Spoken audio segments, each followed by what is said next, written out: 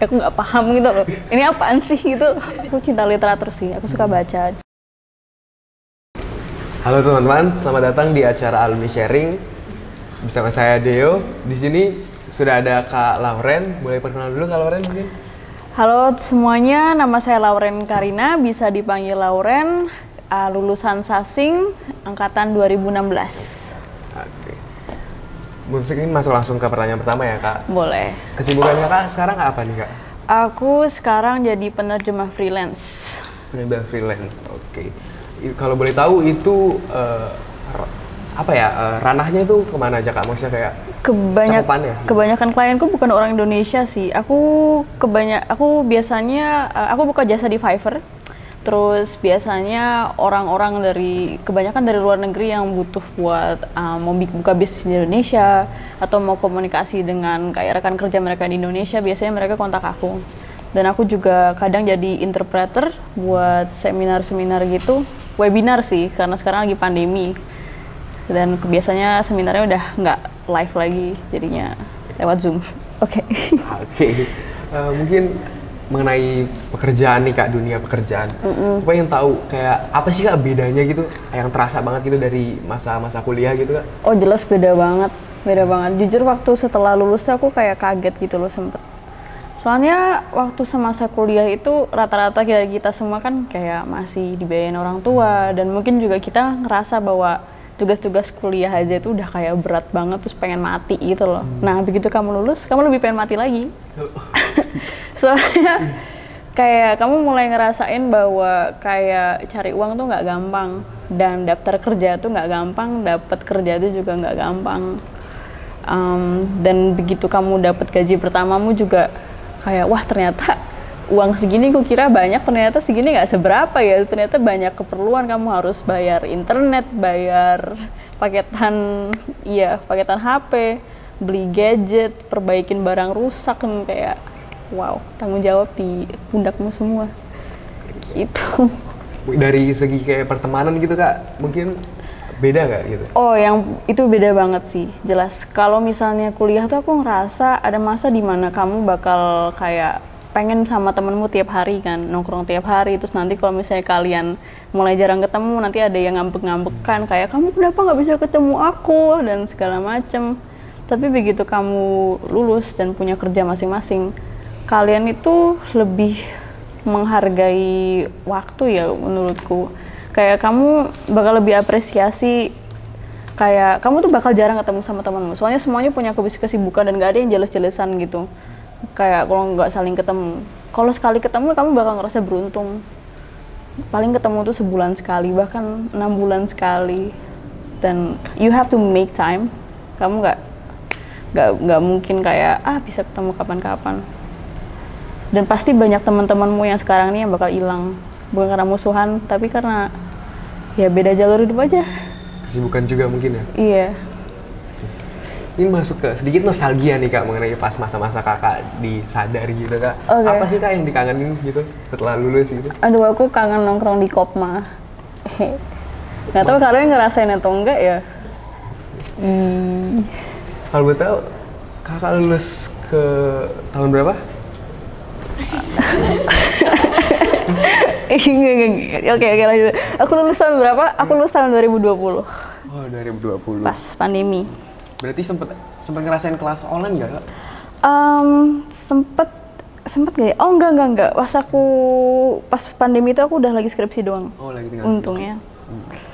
Itu berarti kalau misalnya itu kayak konsultasi gitu ketemu langsung atau gimana tuh Kak? Oh ini yang agak unik nih. Jadi dosbingku itu kebetulan aku sama dia klop. Aku nggak tahu kenapa. Soalnya kebanyakan teman-temanku yang dosbingnya sama dia bilang dia tuh orangnya nggak enak dan rese. Tapi sama aku dia baik banget. Aku kalau ketemu sama dia kadang kita cuma teleponan doang, bener-bener teleponan sambil konsul gitu. Kadang juga aku pas ketemu langsung, kita tuh selain konsultasi kita mau curhat-curhatan gitu loh tentang hidup. Berarti emang ya cocok banget lah ya istilahnya. Iya. Mungkin masuk ke skripsi nih Kak, yang semua orang kalau kuliah pasti kan mikirin tentang skripsi itu. Okay. Aku pengen tahu nih, Kakak mulai mikirin skripsi itu semester berapa sih Kak?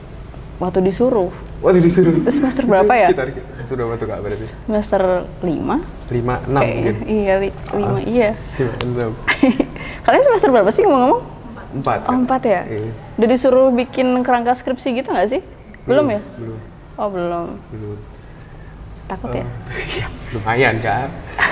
Terkait ini, kakak kan kalau Sasing diskusi pilihan mengenai linguistik, literatur, dan translation nih. Iya. Kakak milih apa tuh kak? Literatur. So jujur Literatur. ya, maaf ya dosen-dosen linguistik, tapi dari semester awal sampai akhir waktu kelas linguistik aku tuh nggak ngerti apa-apa, sumpah. Aku nggak paham gitu loh. Ini apaan sih gitu? Aku cinta literatur sih, aku suka baca, so Makanya milih untuk literatur ya? iya gitu. Dan mengenai judul skripsi nih kak, kakak milih itu berdasarkan apa sih kak, milih judul skripsinya? Soalnya, jadi tuh aku ngerasa skripsiku tuh cukup kontroversial ya topiknya.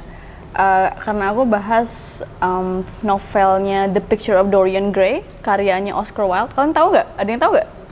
Dan itu tuh di dalam novel tersebut, itu tuh kayak ada banyak elemen yang homoerotis gitu loh. Dan itu nggak dieksplor karena pada zaman tersebut kan jadi homoseksual tuh ilegal. Dan aku tuh seneng ada di Sasing karena Sasing itu bener-bener apa ya istilahnya nge-embrace semua jenis ilmu dan semua jenis paham gitu. Jadi kalau kamu mau bikin skripsi sebebas-bebasnya kamu bisa gitu istilahnya. Jadi karena aku bisa bebas, aku kayak mikir sekalian bikin yang kontroversial aja lah, udah amat gitu. Kalau boleh tahu masih ingat nggak kak judulnya apa itu? Ntar kayaknya tuh Homoeroticism in Oscar Wilde's The Picture of Dorian Gray, kalau nggak salah itu. Menarik. Dari selama ini kakak nulis dan prosesnya skripsi lah kak, itu menemukan ada nggak suka dukanya gitu kak? Ada sih, suka duka ya. Dukanya tuh kan aku kan pas pandemi nih, skripsian tuh cuman di rumah doang. Kadang tuh mager banget tau gak sih? Iya. Kalian pasti ngerasa kan kelas-kelas online gitu kayak mager banget. Karena cuman kayak kalian sambil main game, terus habis itu zoomnya nyala gitu, pura-pura dengerin. Tidur gitu kan? Terus takut pas namanya dipanggil, iya gak? Iya gak? Iya bener. Ya aku juga pas skripsian kayak gitu, apalagi nggak ada yang motivasiin gitu loh. Cuman aku mikir kayak anjir, bayar uang kuliah mahal juga ya. Kasihan ortu jadinya kayak bodo amat, harus cepat lulus. Gitu tuh dukanya. Oke. Terus sukanya itu ya karena aku bisa sharing sama dosenku, dosbingku, namanya Pak Ote. Kalian diajar gak? Pak Sarwoto. Ada yang tahu Pak Sarwoto? Belum, aku belum ketemu. Kenal? Gimana Pak Sarwoto? Jadi itu target dipanggil. Target dipanggil. Iya. Pak Sarwoto tuh pinter banget dan keren banget, tau gak sih? Dan dia tuh baik banget sumpah. Dia suka curhatin ke aku tentang anaknya gitu. Oh, ya? Kenapa anak saya begini? So kayak nggak tahu ya Pak gitu. Pak Sarwoto mantap, aku suka banget sama Pak Sarwoto, kangen. Anyways, lanjut ya. Oke. Mungkin ada tips gak sih kak kayak selama ini nulis skripsi buat anak Sasing itu tips ala anak Sasing gitu misalnya?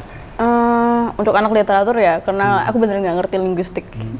Untuk anak literatur, kalau sebisa mungkin kalian meringankan beban dosbing kalian. Jadi kayak jangan tanyain mereka kayak, aku pengen skripsi ini, teorinya apa ya? Gininya gimana ya? Mending kalian cari tahu dulu sebisa kalian, sejauh yang kalian mampu, baru setelah itu kalian tanya pendapat dosbing kalian, mereka setuju atau enggak gitu loh. Soalnya dosbing kalian kan nggak cuma didik kalian, dia nggak punya waktu buat baca semua skripsi kalian gitu loh. Gitu. Oke. Selama ini nih kayak misalnya pas kakak skripsi pernah ada pengalaman atau kejadian konyol gitu nggak sih kak? Kayak misalnya tiba-tiba blue screen laptopnya gitu misalnya. Oh untungnya enggak sih, untungnya enggak, sumpah untungnya enggak. Cuman aku ada temen deketku yang seangkatan juga, kasihan banget dia tuh kecelakaan motor pas bener-bener kayak skripsi udah mau selesai. Terus laptopnya katanya kebelah jadi 2, jadi katanya bentuknya udah kayak Alkitab gitu loh. Waduh. Tapi untungnya datanya nggak salah di cloud, jadi bisa diselamatkan. Cuman kayak agak sedih juga ya. Iya. Oke. Kalau aku enggak sih. Dari ini ada tips nggak sih kak dari untuk mahasiswa gitu yang sekarang sedang pusing-pusing untuk mengenai skripsi gitu misalnya, ada tips nggak? Kalian pusingnya pusing apa dulu? Pusing menemukan judul harus ngapain gitu kan misalnya? Menurutku ya, karena kalian tuh skripsi kan project lumayan panjang nih. Kalian mungkin ngerjainnya sekitar 6 bulan sampai setahunan. Pastiin apapun topiknya, jangan kalian pilih yang aku cari yang gampang. Mending kalian pilih hal yang beneran kalian suka. Apapun itu. Bahkan aku punya temen yang dia kan hobi baca fanfic gitu kan, fanfic Danmei. Dia tuh skripsi tentang fanfic Danmei. Dan kayak menurutku tuh agak wow sih. Kayak siapa yang ngira fanfiction tuh bisa jadi skripsi, but nice. Berarti intinya ya kita harus menemukan yang benar-benar apa yang kita suka ya untuk mempermudah kita ya. Benar-benar. Oke. Mungkin sekarang masuk ke masa sidang yang kayaknya ditakutin gitu, masa-masa yang ditakutin gitu kalau sidang kan. Ada fun fact mengenai sidang nggak, Kak? Tahu nggak sih fun fact-nya adalah dosen-dosen yang ngesidang kamu itu, mereka tuh nggak akan jadi dosen killer. Mereka tuh bahkan santai banget. Demi apa? Sidang itu kayak mereka tuh waktu sidangku ya, dan sidang teman-temanku juga mereka cerita tuh kayak dosen tuh gelagaknya tuh kayak just let's get it done over with, kayak pokoknya cepat selesai lah, udah mau lulus bentar lagi udah gitu loh. Mereka bakal baik sama kamu nggak akan dibentak-bentak atau gimana, jadi tenang aja, sumpah. Dari segi suasana gitu kan biasanya diibaratkan kalau sidang tuh kan kayak menakutkan gitu kan, bener nggak sih kan kayak gitu? Enggak ya? Enggak, sumpah. Malah santai aja? Santai aja, mungkin aku nervousnya karena itu sih. Kamu dikasih waktu itu cuma berapa menit ya? 10 menit buat jelasin seluruh skripsimu kan? Kalau nggak salah ya, 10 atau 7. Dan kamu tuh kayak bingung gimana caranya nyingkat skripsi jadi sesingkat itu. Tapi selain itu, santai. Oke. Mungkin masih inget nggak beberapa pertanyaan gitu yang ditanyain mengenai sidang? Pasti di sidang itu, Kak? Pertanyaan? Aku nggak inget detailnya sih, tapi yang pasti mereka tuh cuman pengen memastikan bahwa skripsimu tuh logis dan kamu yang kerjain sendiri. Jadi kadang kamu cuma ditanyain pertanyaan yang harusnya kamu udah tahu, yang udah di dalam situ, gitu. Oke. Nah, kita bicara lagi mengenai hal-hal konyol nih Kak yang ada. Misalnya ada nggak sih Kak hal-hal konyol yang waktu sidang gitu? Wow. Misalnya ngeblank gitu tiba-tiba kan? Ada nggak? Lihat situ. Waktu sidang itu yang aku seneng banget, salah satu temen deketku ada yang tiba-tiba surprisein aku, dia datang dan dia tuh dandan, dia kelihatan cakep banget, cuman buat ketemu aku dan buat selamatin aku pas sidang. Berarti namanya Vale. Nah, kita masuk mungkin mengenai kayak matkul nih Kak. Matkul apa Kakak yang ada matkul yang Kakak suka nggak gitu? Kamu lupa nama matkul ya? Aduh, agak sedih. Cuman aku jujur aku suka sama kelasnya Romo Hari, tau nggak sih? Kalian diajar Romo Hari nggak sih? Belum. Di kelasnya judulnya apa ya? Pokoknya tentang pendidikan spiritual atau semacam itu. Yang diajar Romo, itu namanya apa sih? Apa ya? Kurang tahu sih Kak. Apa sih? Gojek. Logic. No. Yang nggak tuh awal banget. Philosophy of Science. Aku suka soalnya kita diajarin perspektif yang beda-beda gitu. Dan itu based on science. Kamu nggak ada kelas itu emang? Belum. Oh gitu. Jadi itu kamu tuh diajarin tentang kayak aspek-aspek yang berbeda dari manusia, kayak agama yang beda dan suku, ras, kepercayaan gitu. Menarik. Yep. Mungkin Mas mengenai aktivitas nih Kak, kan di Sasing tuh kan terkenal dengan play gitu kan Kak. Kakak apakah berpartisipasi di play? Iya, aku berpartisipasi. Aku jadi aktor 2 kali di musikalnya Sasing. Kalau boleh ceritain nggak apa sih kayak misalnya yang ditampilin gitu dan apa tujuannya gitu Kak? Mungkin? Tujuan play itu kayaknya buat promosi Sasing nggak sih? Dan kayak aku nggak tahu kenapa, tapi anak-anak terutama aktor dan aktris dan sutradaranya play itu, mereka tuh kalau udah gabung mereka tuh bakal kayak dedikasinya luar biasa gitu loh. Mereka nganggep itu kayak itu proyek Hollywood atau gimana gitu. Dan itu kebersamaannya kerasa banget. Itu berarti 2 kali itu berarti 2 tahun yang berturut-turut Kakak ikut ya? 2 tahun berturut-turut.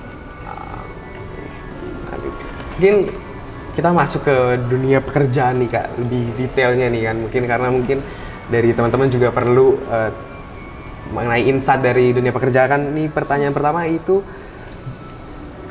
gimana sih apa yang kakak lakukan setelah lulus gitu, dari proses dimana kakak lulus dan menemukan pekerjaannya gitu? Aku ngerasa aku termasuknya beruntung sih, bener-bener begitu aku yudisium, bener-bener bulan yang sama aku langsung dapat kerjaan gitu di perusahaan. Mereka tuh kurator berita.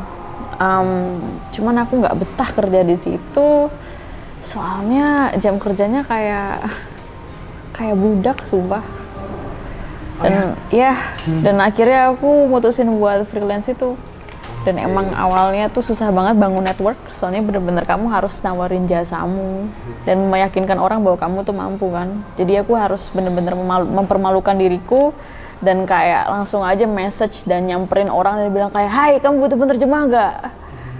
Dan kadang malu sih, tapi akhirnya berhasil networking dengan cara seperti itu. Dan untungnya ya aku bersyukur sekarang aku bisa support diri dengan pekerjaan itu. Mungkin dari kayak struggle-nya awal kayak kaos nawarin itu berlangsung berapa lama tuh Kak?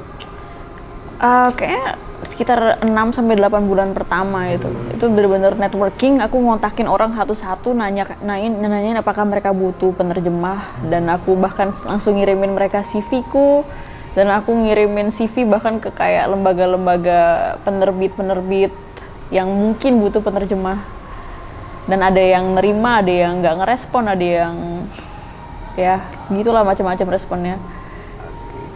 Mungkin dari kayak pengalaman kakak nih selama di Prodi Sastra Inggris itu apa aja sih Kak yang membantu gitu selama kakak membantu di pekerjaan kakak tuh?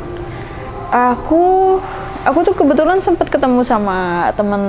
Aku punya beberapa teman yang kuliah jurusan sasing juga, tapi dari universitas yang berbeda-beda kan.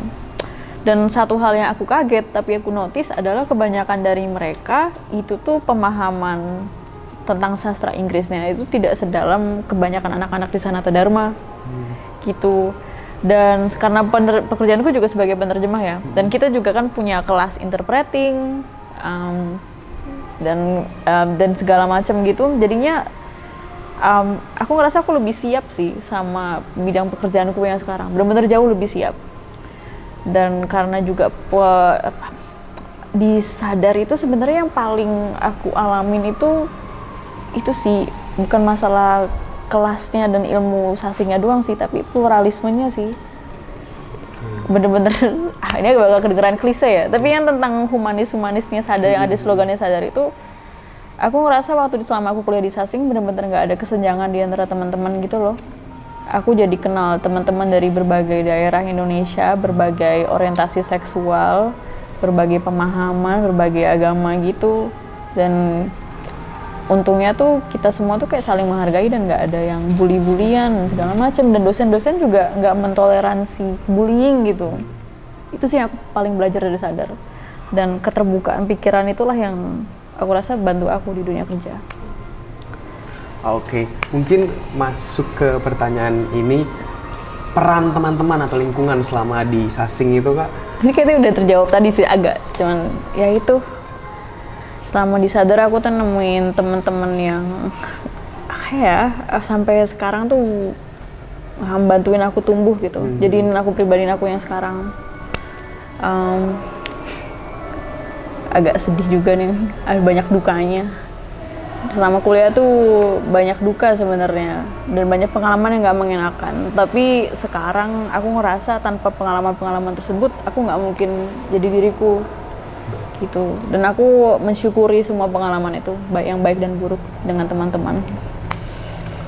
Mungkin masuk ke pertanyaan terakhir mengenai pesan buat mahasiswa nih Kak, secara general mungkin. Oh ya, ini penting banget nih menurutku ya. Selama kuliah jangan jadi kupu-kupu, jangan cuman kuliah pulang. Soalnya nanti setelah kalian lulus, kalian bakal susah cari kerjaan kok kayak gitu. Kamu harus pastiin bahwa selama kuliah kamu aktif di kepanitiaan dan atau punya pengalaman kerja. Itu bakal bantu CV kamu banget. Oke. Itu mungkin sih. Itu aja Kak. Itu sih, ya. Ya, mungkin terima kasih teman-teman. Mungkin segitu dulu Kak pertanyaannya. Terima kasih sudah meluangkan waktu hadir. Makasih. Semoga sharing dari Kak Lauren bisa membantu kita semua dalam menjalani proses perkuliahan kita. Mungkin sekian, terima kasih.